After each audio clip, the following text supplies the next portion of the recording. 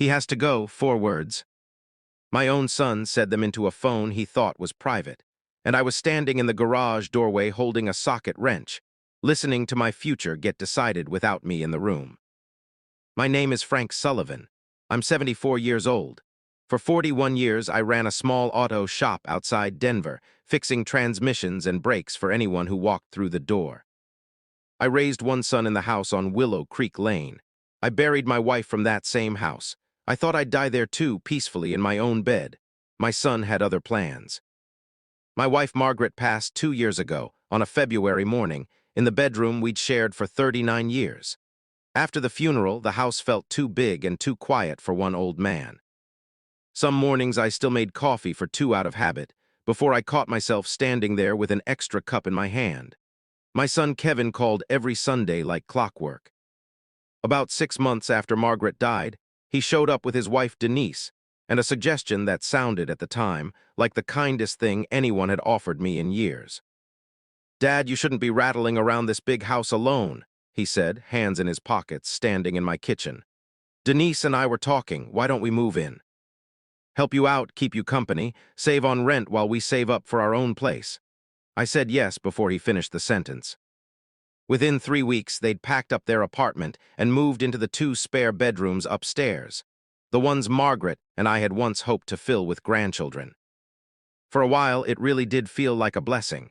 Denise cooked most nights. Kevin fixed the gutters without being asked. We watched football on Sundays the way we used to when he was a boy. I told my neighbor Harold I was the luckiest old man in Colorado, having my own son look after me. I had no idea the man smiling across my dinner table was already counting the days until the house belonged to somebody else, and that somebody wasn't going to be me. By the 6th month, small things started shifting. Denise began calling the house hours on the phone with her sister. She replaced Margaret's curtains without asking, said the old ones let in too much dust. Kevin started asking about my pension, my savings, whether the house was paid off. It was free and clear since 2009.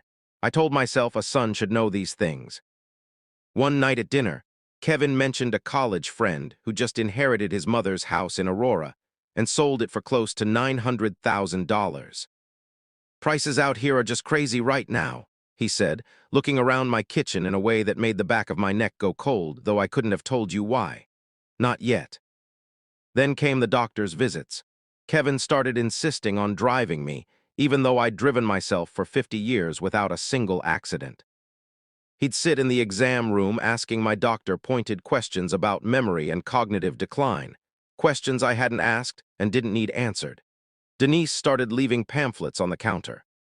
Soft lighting, smiling gray-haired actors, names like Golden Meadows and Peaceful Pines. "Oh, those are just for research," she said, sweet as anything, "in case we ever need them down the road." Down the road, I didn't argue. I didn't want to be the paranoid old man accusing his own family over a stack of glossy brochures. So I kept smiling, kept thanking them for looking out for me, while some part of me, the part that had spent 41 years reading liars across a service counter, started listening a lot more carefully. It happened on a Thursday in April. I'd gone out to the garage looking for an old socket wrench when I heard Kevin's voice through the door I'd left cracked open. Low, fast, certain nobody was listening. "The doctor already said his memory's declining. That's on record now. Once we get him into Golden Meadows, the paperwork practically signs itself. We're not talking about kicking him out. We're talking about him needing care he can't get living alone with us working full-time." I stood frozen, wrench in hand. Heart pounding loud enough I was sure he'd hear it through the wall. "Patricia already ran the numbers. Market's the way it is. We're looking at right around $890 for the house. Maybe more if we list before fall. That covers his care for years and leaves plenty left over for us." Then he laughed, actually laughed. "He has to go. It's not personal, Denise. It's just what makes sense for everybody. He has to go." I stood there for what felt like an hour but was probably 2 minutes. I set the wrench down as quietly as I'd picked it up, walked back through the yard, and sat on the porch steps in the April sun like nothing in my entire world had just changed. Everything had. My first instinct was to walk into that kitchen and ask my son exactly what kind of man talks about his own father like a car that failed inspection. I didn't. 41 years running a business teaches you something more valuable than fixing transmissions. It teaches you to keep your face calm while someone lies to you, so you can find out exactly what they're planning before you say a word. That night I ate Denise's pot roast and asked Kevin how work was going. Same as always. I didn't sleep not 1 minute. I lay in the dark replaying every polite comment about those brochures, every sudden doctor's appointment, every question about my savings. It all lined up now, a puzzle I'd been too trusting to see the shape of. Somewhere around 3 in the morning, in the house I'd owned since 1991, the house where I'd raised the son who now wanted me gone, I made a decision. I wasn't going to yell. I wasn't going to accuse. I was going to find out exactly where I stood legally, quietly, before they got the chance to move against me. The following Monday, I told Kevin I had a doctor's appointment and drove myself across town in my old Ford F-150. Instead of the doctor, I went to see a lawyer named Grace Whitman above a bakery on Colfax. I laid it all out, the phone call, the brochures, the questions about my money. She pulled up the county records right there on her screen. "Mr. Sullivan, this house is deeded solely in your name. No one else is on the title. Unless you've signed a power of attorney or something similar, nobody can sell this house, admit you anywhere, or touch a dollar of your money without your consent." Then she asked the question that made my stomach drop.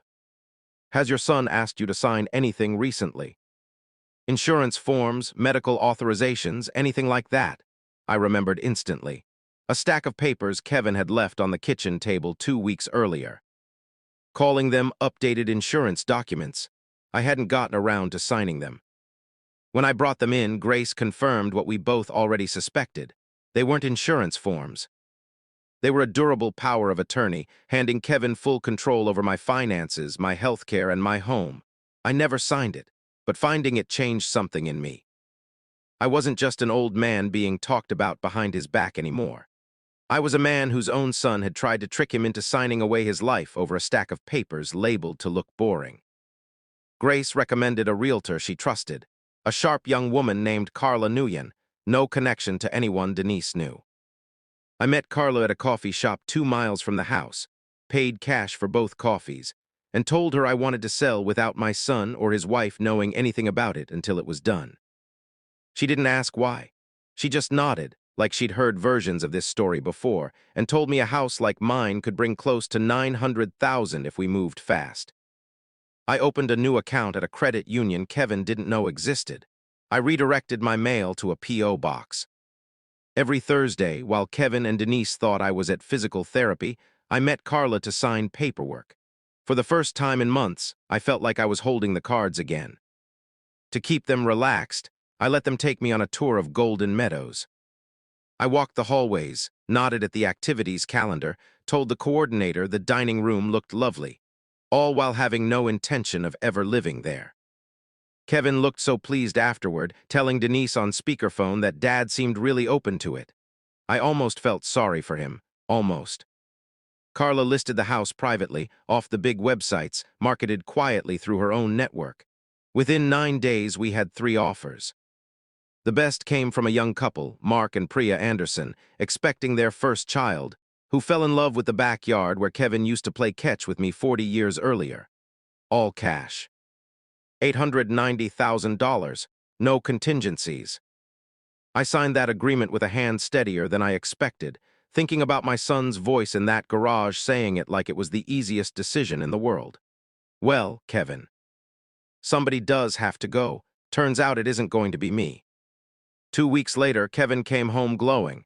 His company was sending him and Denise to a conference in Chicago, 8 days, all expenses paid. "Perfect timing, Dad," he told me over dinner, not realizing exactly how right he was. "While we're gone, think more about Golden Meadows. Maybe even put down a deposit."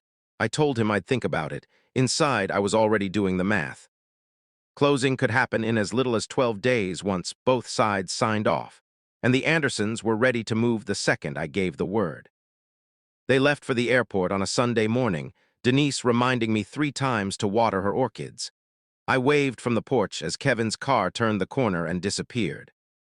Then I called Carla and told her one simple thing: move the closing date up.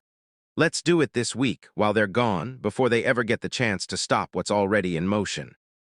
The closing happened that Wednesday, 4 days into their trip, in a small conference room downtown. Mark and Priya sat across from me, Priya's hand resting on her belly, both of them bouncing with excitement about raising their daughter in that backyard. I signed page after page, feeling lighter with every signature. Carla handed me a check for $890,000, minus fees, more money than I'd ever seen in one place in my life. I'd already found my own place, quietly, weeks in advance. A bright independent living condo in Golden, Colorado, mountain views out every window, a woodworking shop in the basement. Nobody chose it for me off a brochure. I chose it myself, walked it myself, signed the lease myself. I spent that Wednesday and Thursday packing 40 years of my life with 2 movers I'd hired in advance. Margaret's china, my father's old workbench, photographs off the walls. Everything that mattered. By Thursday evening, the house on Willow Creek Lane belonged to Mark and Priya Anderson. The locks were changed. I sat in my new living room in Golden, watching the sun go down behind the mountains, feeling more peace than I had in over a year. Before I left for the last time, I sat at the kitchen table where Margaret and I had eaten breakfast for 39 years, and I wrote one final letter. Not to be cruel, just to be honest. I taped it to the front door, right where I knew Kevin's key would fail to turn. I told him I knew everything, that I'd been standing in that garage in April, that I'd heard him say I had to go, that I knew about the power of attorney disguised as insurance forms. I told him the house had been sold, fair and legal, to a young family who deserved it far more than 2 people who'd spent a year planning how to put their own father away. I told him I wasn't angry, not really, just disappointed, in a way that runs deeper than anger ever could. I signed it the way I'd signed every card since he was 7 years old. Love, Dad. Then I locked the door for the last time and drove away without looking back once. Kevin told me weeks later what happened. He and Denise pulled into the driveway that Sunday evening, still tan from the trip, Denise already talking about her orchids. Kevin walked up with his key, same as 10,000 times before. It wouldn't turn. He jiggled it, tried again, called out that something was wrong with the lock. That's when Priya Anderson opened the door from the inside, confused, holding her newborn daughter, asking who exactly he was and why he was trying to get into her house. My neighbor Harold watched it all unfold from his porch. He said Kevin stood frozen on the steps before noticing the envelope taped beside the doorframe. Denise read it first, standing on the lawn in the fading light, her hands shaking halfway through. Kevin grabbed it from her, read the rest himself. That's when the screaming started, loud enough that 3 neighbors came out to see what was happening. Harold said Denise dropped to her knees on the grass.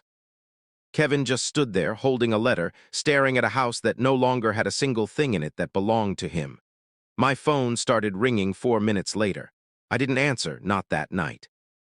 Kevin called 31 times over the next 3 days. I let everyone go to voicemail, not out of cruelty, but because I wanted him to sit with exactly the feeling he'd been so ready to hand me. On the 4th day, sitting on my new balcony with the mountains turning orange, I finally picked up. His voice cracked the second I said hello. Dad, please, we didn't mean it like that. We can fix this, just tell us where you are. I let him talk. Apologies, excuses, stress, money, things getting away from them.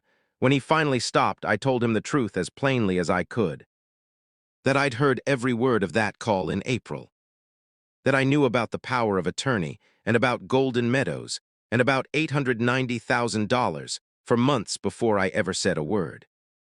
I told him I wasn't going to yell, because he was still my son and I still loved him. But that love didn't mean I owed him a house I'd worked 41 years to pay off. Especially not after he'd decided, all on his own, that I had to go. I told him I was happy, genuinely happy, in a place I'd chosen myself, surrounded by people who respected me instead of planning around me. Before I hung up, I told him the door wasn't closed forever. It would only open again when he was ready to see me as his father, and not as $890,000 standing in his way.